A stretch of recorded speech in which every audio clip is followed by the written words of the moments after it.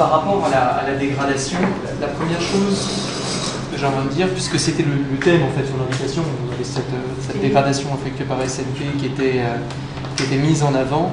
La première chose, c'est qu'on pouvait quelque part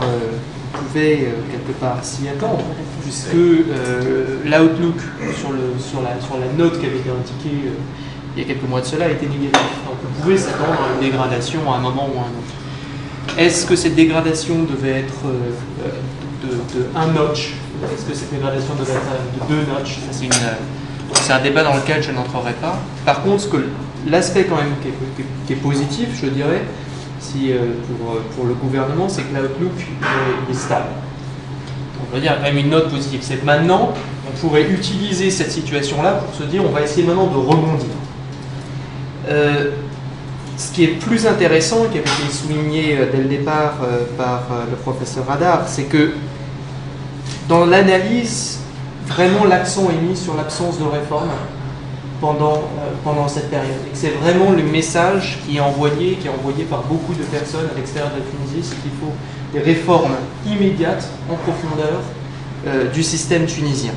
Avec nous, à la BAD, effectivement, l'accent pour nous qui est très important dans ces réformes, c'est quelque part une réforme pour stimuler les investissements, puis les investissements, vraiment redonner confiance aussi aux Tunisiens pour investir en Tunisie.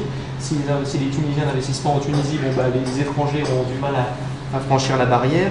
Et puis des réformes aussi en profondeur dans les régions pour un meilleur accès aux services de base, c'est-à-dire quelque part ramener les dividendes de la révolution dans ces régions. Et puis par derrière ces réformes, malgré tout, ça revient un peu au débat question posée par Taoufik, il y a une question de la gestion des attentes en Tunisie. C'est-à-dire que certes des réformes sont nécessaires, mais ces réformes, ces investissements ne vont pas tout résoudre immédiatement dans les prochains mois. Ça va être des grands signaux qu'on va lancer au monde entier, qu'on va lancer aux investisseurs. Il faut aussi envoyer des signaux forts aux Tunisiens. Et la gestion des attentes fait partie de ça. Donc après, quelque part, après avoir dit ça, si je regarde un peu, pour moi, les grands piliers d'intervention en Tunisie, de réflexion en Tunisie, il y a ce que je disais, c'est, si on veut relancer la croissance en Tunisie, ça veut dire repasser par des investissements, ça veut dire repasser par des réformes en profondeur du système tunisien pour attirer ces investissements. Maintenant, c'est ce que disait Taoufik, qui pour nous est très important en tant que bailleur de fonds, c'est de mettre en œuvre l'existant. Il y a plein de projets qui existent en Tunisie, qui visent les régions, qui ne sont pas forcément exécutés. Il y a le budget, mais il y a aussi tous ces grands projets structurants dont on peut accélérer l'exécution pour rendre les services dans les régions. Et puis le troisième point, c'est la gestion des attentes.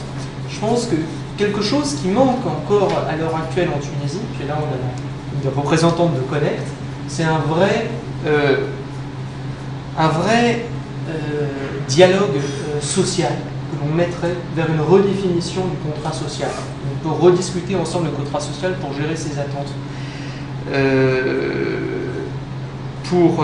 Et si ce dialogue n'a pas lieu, on aura toujours des crises, les gens ne comprendront pas, il va y avoir toujours des grèves dans les usines, etc. Voilà, et puis alors après, je vais en conclure parce qu'on parlait de la dépendance vis-à-vis de l'Europe. C'est clair que la Tunisie est très fortement liée à l'Europe. Et une des positions que nous, on défend à la Banque africaine de développement, c'est de dire il faut maintenant essayer de regarder un tout petit peu ailleurs, de regarder vers l'Est, de regarder vers l'Ouest.